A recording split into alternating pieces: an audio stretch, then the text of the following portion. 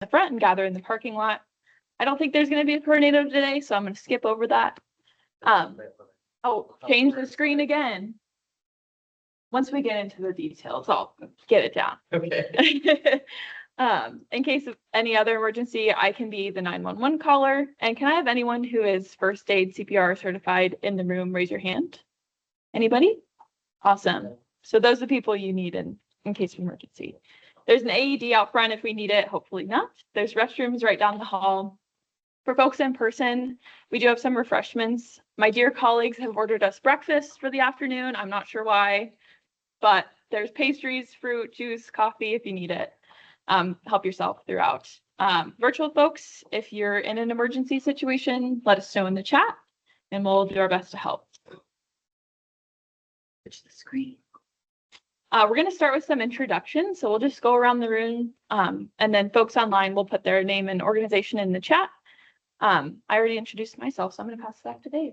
Good afternoon. I'm Dave Hansen. I'm the utilities engineer for Department of Transportation. We're based out of Lincoln, and so central complex there. We work with all of the projects throughout the state and have a team of 4 utility coordinators that we're working with. I'm Jeremy Williams, the assistant utility engineer, also out of headquarters in Lincoln.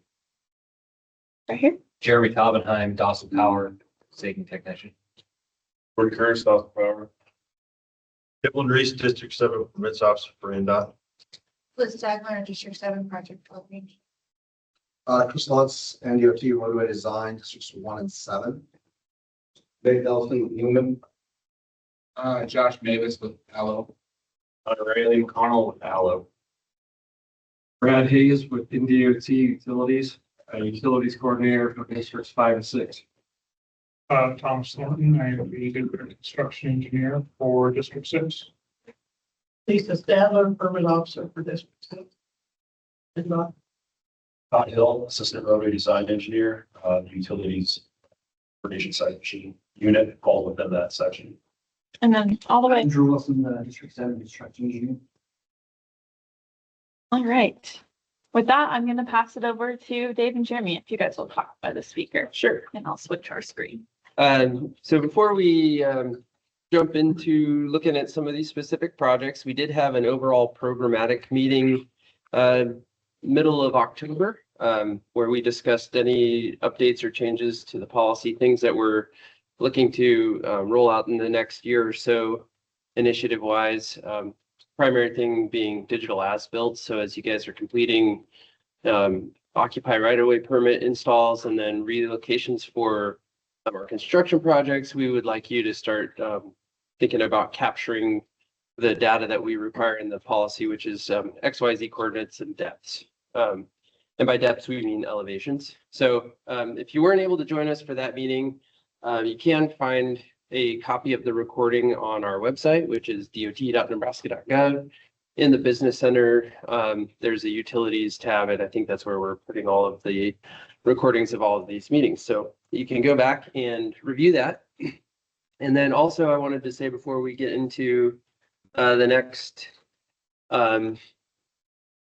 the construction projects that we're going to talk about, that we're intending this to be kind of a high level overview, just an informative, let you know what is happening and what will be happening soon in terms of our state projects. You got the handouts in the beginning, which has the fact sheet, which is a list of all of the projects that we're planning on doing in the next few construction years. Really what we're going to show you here today is the projects that we think have the greatest potential for utility impacts. It doesn't mean that you should ignore the rest of the program. It's just that this is where we think that most of the complicated relocations, the work intensive stuff will be. A lot of the projects that are on the fact sheet might be simple maintenance projects like a mill and fill or a restriping or things of that nature. And we're just asking you to coordinate with the district so that if you do need to come in and do work in those project areas, that we just avoid doing them at the same time as our project so that our contractor has free reign over their over that area. So with that, we're going to move into the outstanding projects that started in 2025 and will be carrying forward into the next construction season or two. Most of these you will have probably already been in discussion with us about if you have utility conflicts, but we just want to keep them in the front of your mind as we go forward in case there are any other conflicts that pop up. So Cozad Viaduct would be the first one that we're going to talk about. And that one has about 14 miles, and the main part of this one is going to be a bridge repair. That would be where we would see the most utility conflict. Because the project length on this one is not correct. It's Okay. Just the viaduct into that. Okay.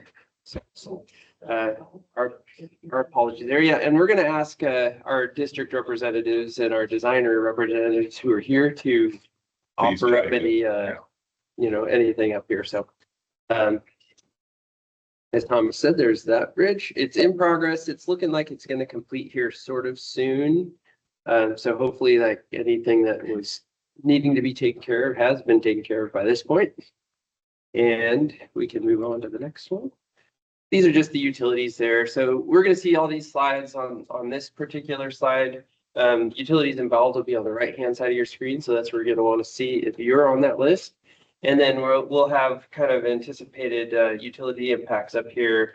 And for all of these, we're going to ask that you give us the best information for your existing locations as possible. So that is Cozad Viaduct. And here's just a little map of the area. See, it's right about here. And that is, anybody have any questions about Cozad Viaduct? Any issues outstanding, Thomas or Lisa? No outstanding utility issues that I'm aware of. All right. So then kicking off 2026, we have the Halsey Spur Bridge, which is going to be a bridge replacement and guardrail. This one's a little bit of a sensitive project because it's going into some shared land where we're there with Nebraska, the Resources District, the state forest. It's a So federal forest, actually.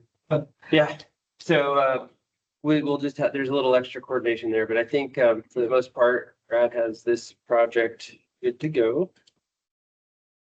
This one's going to start sometime in the spring. We have some exact dates on here, but we're going to ask that you maybe generalize those for yourself. So if it says March 23rd, it could be somewhere in that area. It might be a little before, a little after. So we're really talking spring of 26 for this one. And not too many utilities in that area, but they are certainly a little more challenging for the relocations there. And this is the Halsey Bridge right there that we're talking about. So, Jeremy, why don't you take the third one? Try it all. Next one up is Tryon South. It's like a project length of just under 11 miles. It includes some culvert extension and replacement as well as grading. We've got design and right of way are currently in process, and it looks like it starts early summer 2026 and concluding in November.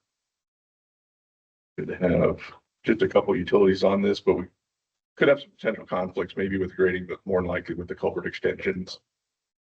I'll go ahead since it popped up on this first one of mine and reiterate, if you didn't join us for the general meeting a few weeks ago, one thing that we had a little slide to point out was please take a close look at the culvert extension. Anytime we have jack culverts, the work that's going to take place on both ends of that culvert work is going to include could be as much as a 50-foot by 50-foot pit area that they dig up. So it may have a larger impact on your nearby facilities than what may appear on what we show on the plans.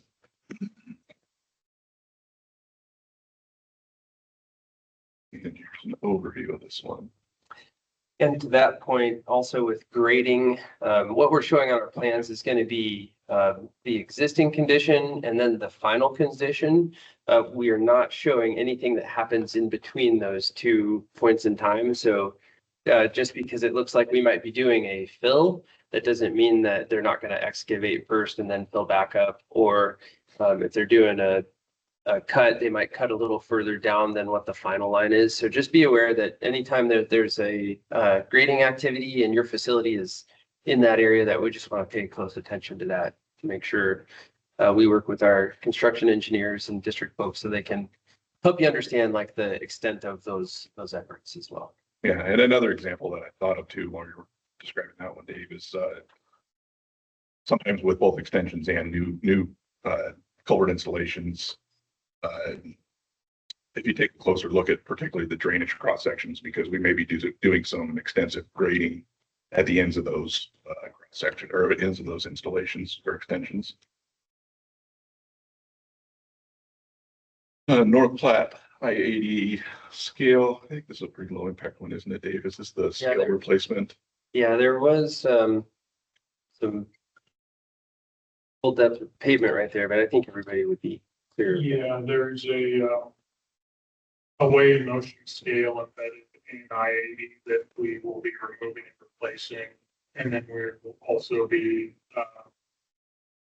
replacing several detector loops in the area that may involve running through conduit. Okay, so a possible. We'll see the utilities that are located in this corridor. There was another project I think that's going on right now and wrapping up in November or this month. So this is in the same area as North Platte East, which we did the concrete pavement repair this year, and then next spring we'll be doing the asphalt work, and then the way in motion work will kind of come right at the end of that project. So this is probably a midsummer or late spring. So if you were near that area, you've probably been contacted about the North Platte East job already. And so just so you're aware, we're going to be back in the area again, continuing on with this activity. And that was it for 26. Any questions, comments about any of the projects you see for 2026? Anything that we've shown up here or on the fact sheet? And then Thomas and Lisa, if you guys have any information that we should point out for any of those projects that we missed. Nope. All right. Start of 2027. I need to get back and close this blind. Yeah, let's go ahead and move on to 2027 then. It's hard to look out here. So first up on the list for 2027 is in Lexington South. The major work that could impact utilities on here is going to be culvert extensions and replacements. The construction for this one's going to start in spring of 2027. You'll see a lot of times we're going to, for especially the 2027 projects, you might see April 1st through 10/31. That is just the standard default dates for our construction season. So spring of 27 would be the start and fall would be the finish. And quite a number of utilities in that area. So just pay attention as we're getting in there, and we'll be sending plans out for these projects in the near future as we get a little closer to them. But here is area up here. So it's a little bit kind of semi-urban, semi-rural there. It's primarily urban as it goes through kind of the Industrial. kind of a business corridor of Lexington. Yeah, so a lot of times in the urban environments, we do see a lot of utility relocates just because space is pretty tight. So be aware of that one. We're going to continue work in North Platte. So this is Leota to First Street. This one is urban reconstruction. I believe we were talking about this one on the way up. So spring of 27 is when this guy will start. It'll be a couple years in progress for the construction. Main impacts, it's urban. There's going to be storm sewer, electrical, traffic signals. There is talk of potentially a gas facility being impacted with the addition of a turn lane right there. So those are the issues in the plat. You can see, we've been in the area doing a lot of work over the last couple of years, and so we're continuing through with that. And We just finished up the reconstruction on Jeffers for that same section. This is the sister project on Erie Street. It's basically the same same time, scope of work. about the same timeline too. Yeah, 2 years.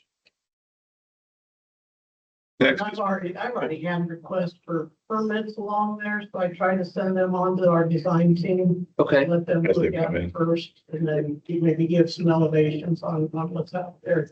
I know Northwestern Gas has put up a pipeline for having some service lines or something out there.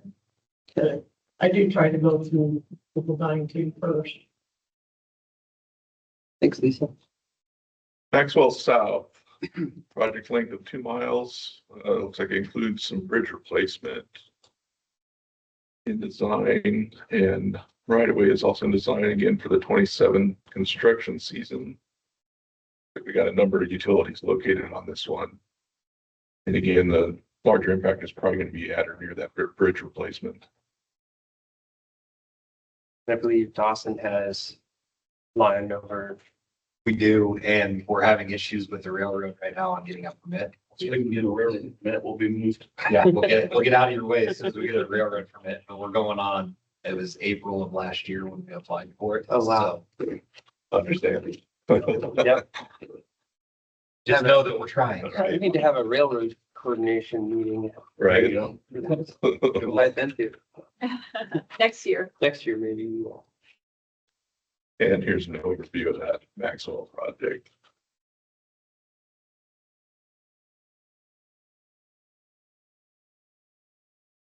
D6 fiber connectivity, like 3 miles of fiber work. We'll be putting conduit and fiber in place, correct, Dave? Thinking north. So there could be some conflict with this one. And another pretty good list of, yeah, it looks like North Platte. Really with this one, we'd asked for any of these projects that you see on the list that say ITS or MISC miscellaneous. Those projects are going to be ones where we would ask for really good locates from you because we're gonna get in there and try to avoid you. Put our facilities in without making you guys relocate yours, but the better information you can give with the location of your facilities, the easier time our contractors will have to do that. So. And on this one, there's actually 2 locations, or a couple areas. North Platte has a couple areas that they're working in. And then there's also, I believe, catches Big Springs out there as well. Okay. So we have Big Springs is on there too. I see that now. So that's, the Big Springs location is just tying the building into the fiber network. We are not running fiber from Big Springs to North Platte. Right. Okay. Thanks, Thomas. Next is Berwyn at Ansley. It's like an 8.5 mile project, includes pavement repairs and bridge repairs, so could have some potential conflicts near the bridge work. And here's our list of utilities located along this corridor. I suppose it'd be a good time to mention for bridge repairs. We're going to be trying to reach out to your facilities earlier than we typically have been with our standard projects. Typically, we wait till our limits of construction are set in our plans before we send them out to you guys so that you know exactly where we're going to begin and end work. When we have bridge repair and replacement on a project, we're going to try to start sending those out earlier to you. We found out our bridge division needs a little more time to incorporate any utility accommodation requests into the plans. And so just keep in mind that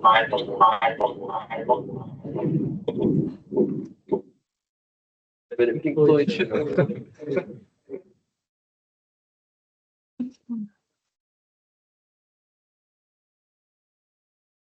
It's under control. To continue on what Dave was I think talking we're about. good. that is something new that we've just started working on. When we do reach out on those, it's going to be specific to the bridge location only. Right.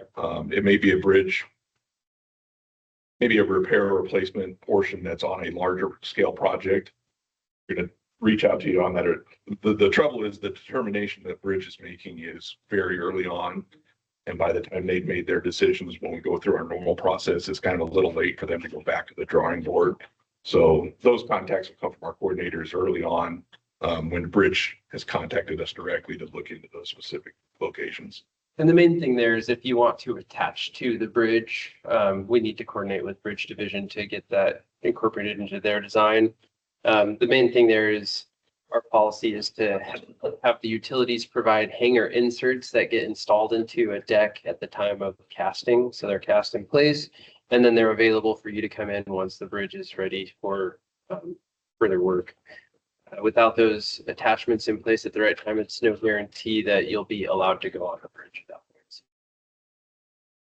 We have to leave that up to our bridge engineers to make that determination. Hey Dave, this is Julie. We have a question online. Can you back up to the dates for the Berwyn-Ansley project? Thank you.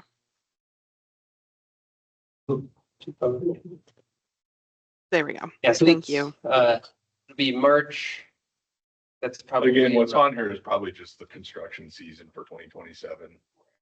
As we get closer to that project, we'll probably have a finer tuned timeline for it. But early spring of 27 would be a good goal to shoot for any relocations. So that you'd be out of the way in time for the project. There was that overall. Tryon West, 13-mile project that includes asphalt work, shouldering, as well as grading.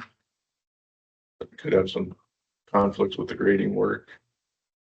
Currently in design again for 2027. Looks like we just have a couple of utilities located along this project corridor.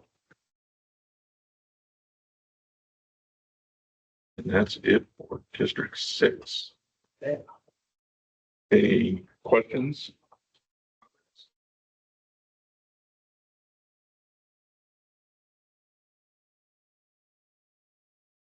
Yeah, I guess would reiterate that we appreciate your cooperation and continued cooperative effort with us as we work through these plans. Our goal is to help you, help us, help you, help us sort of thing. It's that back and forth.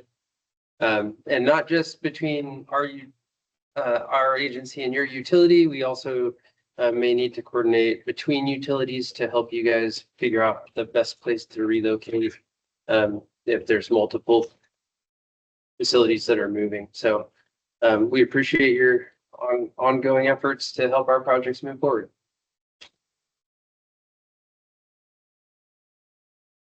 Real quick, I guess we'll talk about the district map. So this is Nebraska and the way that we have it divided into districts for NDOT. You can see that we have utility coordinators. We have 4 coordinators and each of them cover 2 districts. Right now we are currently sitting with 2 vacancies that are hoping to be filled very soon. The main takeaway here is that if you have any questions or emails or comments, you can reach out to that utilities section contact where it's ndot.rd-utilities@nebraska.gov. That is our group email. So if you send that to it, everybody in the utilities unit gets that group, not just the person in the district. It'll be very helpful as personnel changes. We've had instances where somebody was reaching out to District 4 and 8. There's nobody in that seat right now. And if they didn't include Jeremy or myself or anybody else in the unit, that email went unanswered for some period of time. So your best bet to get a hold of us is that email on the bottom. And you can always call me or Jeremy at any time as well. Be happy to work with you to get things sorted out. And we also appreciate you guys taking the time to come to this meeting today. It's important to us that we can reach out and share what we have going on with you guys. We do want to make this useful for our utility companies and our partners there. So if you have things that you'd like to see in the program that we haven't covered or things that are not useful to you, please let us know all of those. We are willing to adapt our meeting to better serve what you all need. And the QR code over there is the survey. We also have paper surveys you can fill out. And Oh, last, sure. Also on the website, as Dave mentioned earlier, there is a utility page, and on that utility page, you're going to find all these items that you can get more information on, whether it's the utility accommodation policy, our permitting process, the coordination, and our coordinators information, like the map that was shown earlier. You'll find some information on the projects and reimbursements, as well as some additional information. This second QR code will actually get you to our 2026 program book if you're interested in that information. For our online attendees, we're still on the map of coordinators. We Oh, haven't sorry. seen the QR code for the survey or the. Sorry about that. Nope, not a we got problem. two slideshows going on over here. Yeah, we're doing. Understandable. Oh, I'll give you a second here with our This is the survey. the survey QR code. And then I'll go on to the utility site and the QR code for the program guide or program book. Okay. And I believe that's the end of our presentation. District 6. We're gonna take a short break here for the District 7 presentation as well, so feel free to use the restroom, grab some refreshments, and then we'll be back at, I believe, let's see. 150. I'll take about 20-minute break.